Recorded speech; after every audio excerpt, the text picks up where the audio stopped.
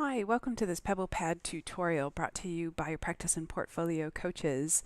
In this tutorial, I'll be talking about pages in PebblePad, and pages are considered the basic creative element of PebblePad, so very important to get your head around. And we'll be talking about how to create a page and then populate it. So let's go ahead and launch PebblePad and land at the home page, which you get to through your Milo site. Like many things in PebblePad, you can access pages through a variety of points. So there's the first point right here, which says Get Creative, and then another point over here in the burger menu, which you can see Get Creative, and you can create a page from this point as well. But I'll just go back to the home page, and we'll go click Creative. A page in PebblePad, as I said, is kind of the basic unit of PebblePad. If possible, really try to create everything on its own separate page. And the reason is because when you create it separately as a page, it stores in the asset store. So it'll keep it as a separate asset.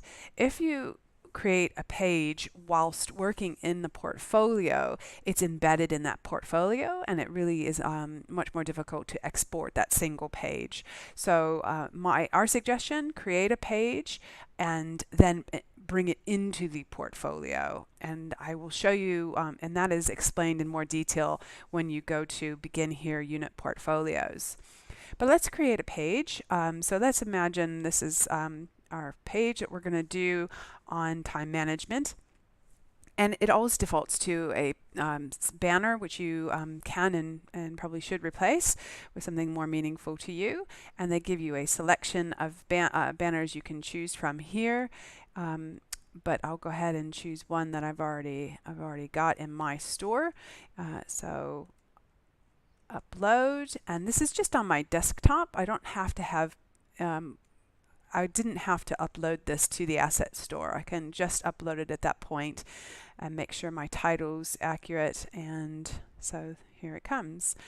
It's quite a large banner, so I might go ahead and resize that, and I can reframe it in any way I like. So I'll just kind of move that around a little bit. And if you scroll down, there are always many options in terms of resizing and changing elements in PebblePad. So just do have a look around. So move that to a medium banner, and then put our title in here. And this is going to just be a reflection on time management. If I don't want to put a subtitle, you don't have to. It will show up blank. And now I can begin populating my page, and I can do so by going to Add Content. Now there's a video specifically about Add Content, but right now I'll just go through some of those elements. So obviously across the top you can see banner, text, image, video, audio. Embed a URL, a quote, or a badge, and a badge is where you would upload evidence. So we've done a banner. Let's go ahead and add a text box. And this is, you have many options here. You can either write in the box, or you can copy and paste from a Word document. So I have this previous Word document open. I'll go ahead and just copy that and paste it in. And it's actually much more it's easier and better to do it this way than to try to upload a Word document. And you can change, and you can see that all the formatting stays the same, but you can go ahead and change elements. It's just like Word. So across the top you have possibilities to change size, and obviously that's bigger than I thought, and restructure. I'll also show you this properties tool in the top right. This it gives you an opportunity to play around with some elements of your page. So you can see if I'm in block, and it gives me options to change the color if I wanted to change my color to something else, which that doesn't look good at all. So we'll go back to what it was. And width, so right now it's quite narrow, but I could expand that out to take up the full page. Columns, and if you wanted to duplicate that entire text or picture or whatever it was, there's a possibility to do that. So have a play with the properties because it does give you options. So we've got my text box, and let's just go ahead and add a picture. And so we'll add image. And again, it says Open Asset Store, but I didn't have to be loaded up into the Asset Store. It'll show me what I have in the Asset Store, but it could go to Upload. However, I think I want that picture, so I'll go ahead and do that.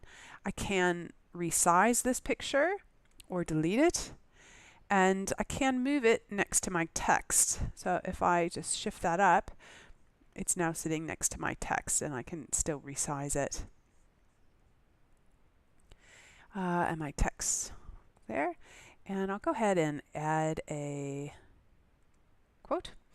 And I think I found one right. Oops.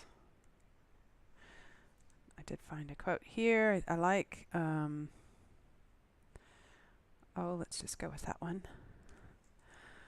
And again, just a matter of copying and pasting. So now I'm starting to my page is really starting to fill out. I have options of a video, more images, but right now let's just go ahead and save that. And it's going to ask me what I want to title it, and I'll have to make sure I'm nice and clear. And confirm that, and then let's have a look at when we can always preview at any point during our creative process.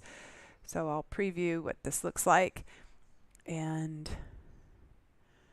you can see how it's lined up. Obviously, I haven't spent too much time designing it, but that is a basic page. Now it is saved in the Asset Store. So if I go to the Asset Store, you'll see it'll be the most recent item that I worked on and identified by PA, which is page.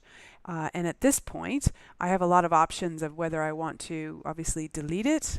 I could share it. I could make a duplicate copy of it.